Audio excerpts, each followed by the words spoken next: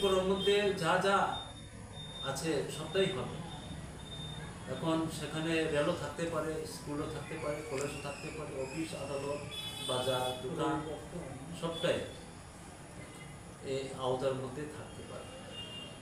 কী কী থাকবে না সেটা অবশ্যই আমাদের রাজ্য কমিটির তরফ থেকে বলে দেওয়া হবে। সাংবাদিক সম্মেলন করছে ওনারা, ওখানে পরিষ্কার হবে। আমরা আমাদের মহকুমা এলাকার মধ্যে 30 স্তর আমাদের পঞ্চায়েত সমিতি এবং জেলা পরিষদ সবটি জায়গাতেই আমরা অংশগ্রহণ করার জন্য আমাদের প্রস্তুত আছে। আমাদের প্রার্থীর তালিকা তৈরি হয়েছে, তাদের নমিনেশন দেখা হচ্ছে এবং আমরা আমাদেরকে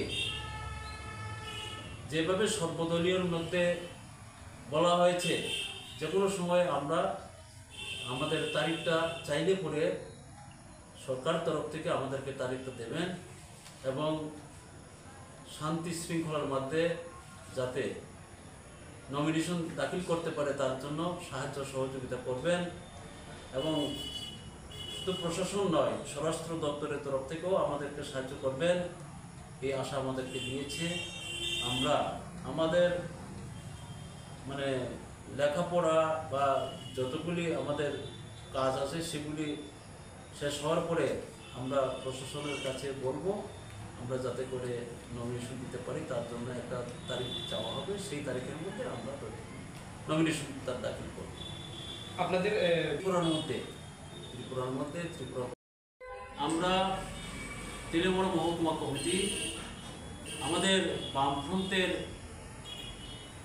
যে জেলা পরিষদের প্রার্থী, উনি একজন 10,323-এর শিক্ষক ছিলেন এবং শ্রীরামপুরের অঞ্চল কমিটি পার্টির অঞ্চল কমিটির সম্পাদক ছিলেন এবং বিলুনিয়া মহকুমার বিভাগীয় কমিটির সদস্য ছিলেন। উনি শহীদ হওয়ার জন্য আমরা আমাদের বিভাগের তরফ থেকে সমবেদনা জ্ঞাপন করছি এবং ধিক্কার জানাচ্ছি বিজেপি দুষ্কৃতকারীদের প্রতি।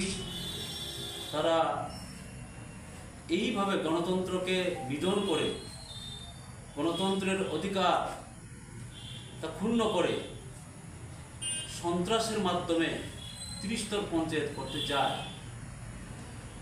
তার জন্যে আমাদের বামফ্রন্টের তরফ থেকে আমরা খুব প্রকাশ করছি, ধিক্কার জানাচ্ছি এবং আগামীকাল সকাল 6টা থেকে বিকাল 6টা পর্যন্ত 12 ঘন্টার বন্ধের ডাক আমরা ধর্মঘট সমর্থন করেছি এবং আমাদের বামফ্রন্টের তরফ থেকে ডাক দেওয়া হয়েছে, সেটাকে আমরা সমর্থন করছি।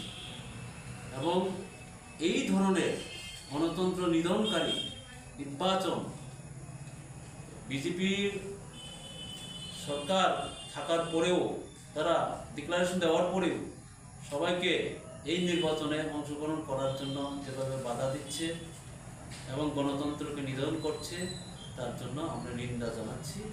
এবং আগামীকাল এই 12 ঘন্টা ধর্মঘটের মধ্যে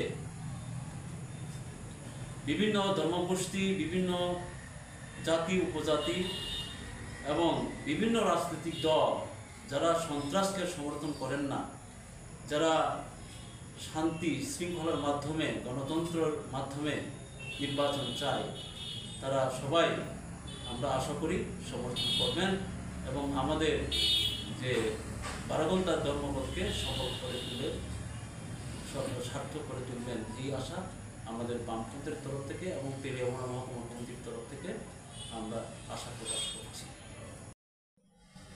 আমরা সিপিআইএম তেলিয়ামুড়া মহকুমা কমিটির তরফ থেকে বেদনা চিত্তের সহিত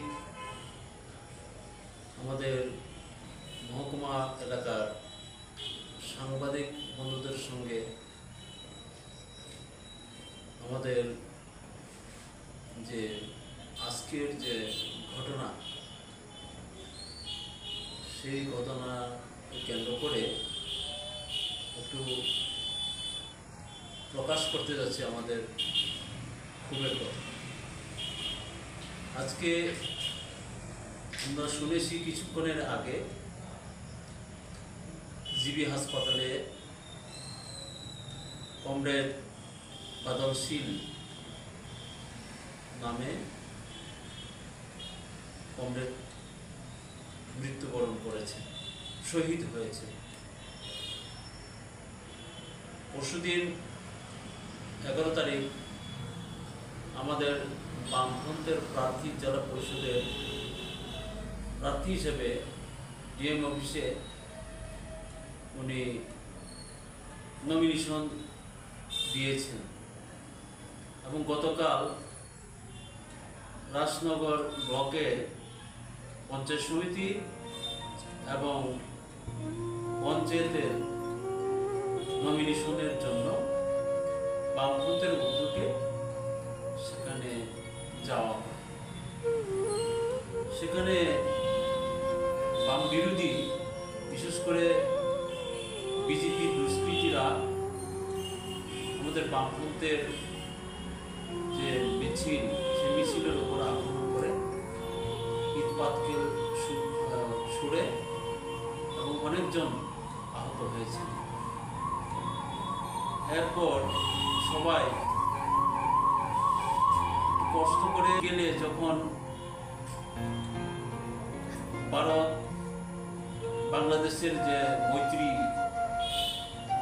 পার্ক ছিল সেখানে চোদ্দাখোলাতে একটা মার্কেট আছে, বাজার আছে, সেই বাজারে ওনারা বাজার করতে চান।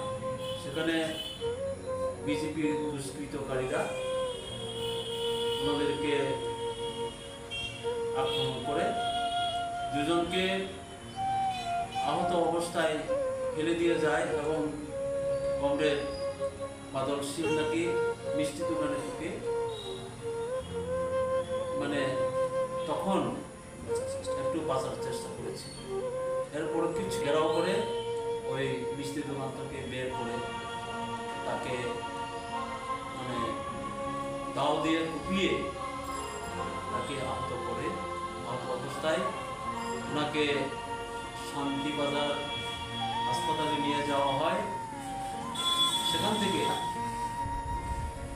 জিবি হাসপাতালে রেফার করা হয় গতকাল এবং আজকে কিছুক্ষণের আগে উনি মৃত্যুবরণ করেন, উনি শহীদ হয়েছেন।